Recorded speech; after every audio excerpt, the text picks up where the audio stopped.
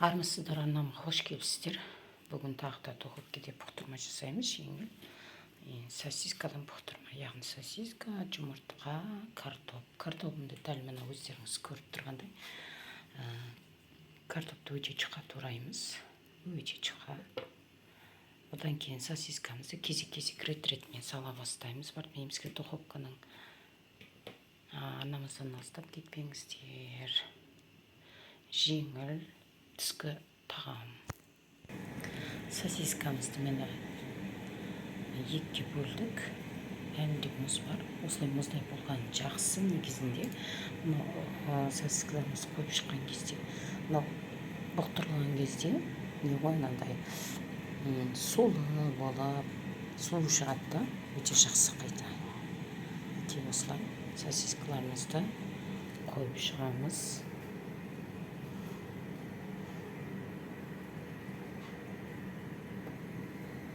Көріп тұрғандарыңыздай, міне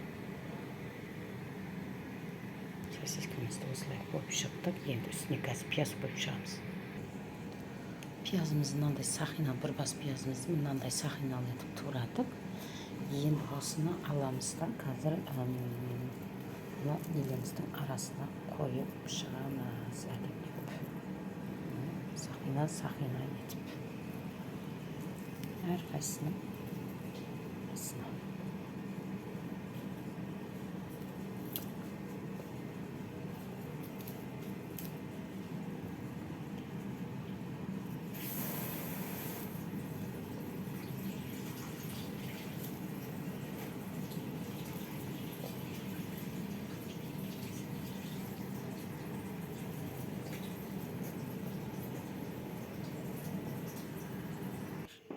Енді жұмыртқаларымызды шығамыз.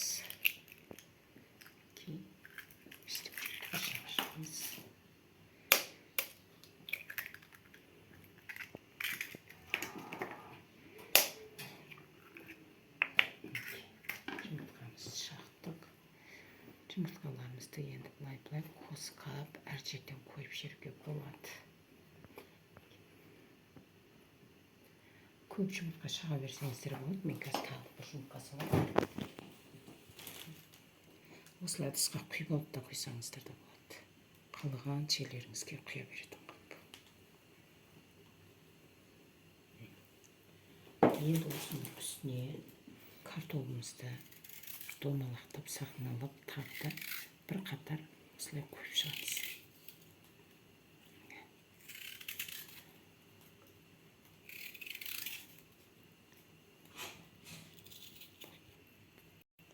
Мінекей, картопты салып шықты. Енді міне бір ас қасық тұз, чай қасық.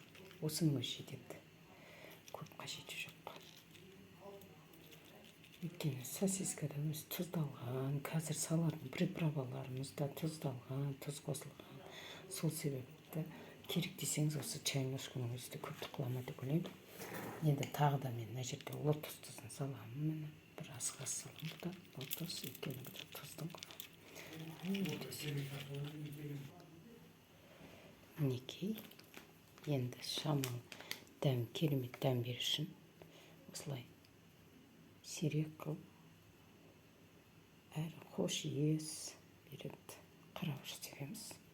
Мінекей, тұз салынды, приправа аз ғана. Енді майонез қойып шығамын шетен.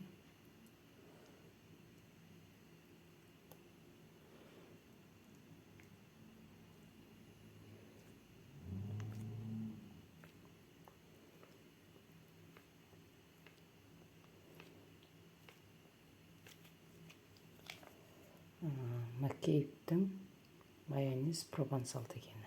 Барлық қосылған, өте жақсы майонез. Майонездерді осылай жағып жіберсеңіздер де болады. Негізі жіңішке алып. Енді істемайды, сеумаймыз. Шамал аз-аздан құйып шығамыз.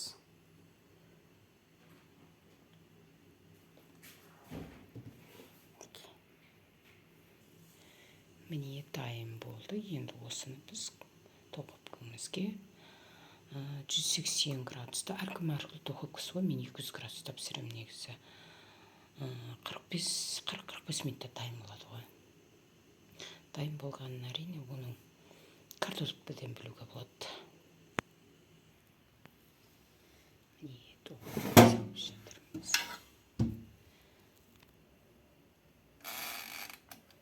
Мен әзірге 40 минутқа қойдым. 200 градуста.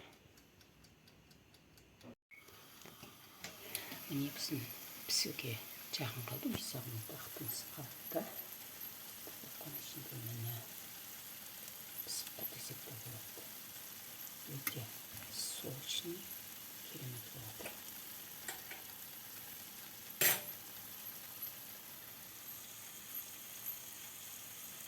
Міне тамағымыз дайын болды. Енді қазір біз тамақтарымызды саламыз.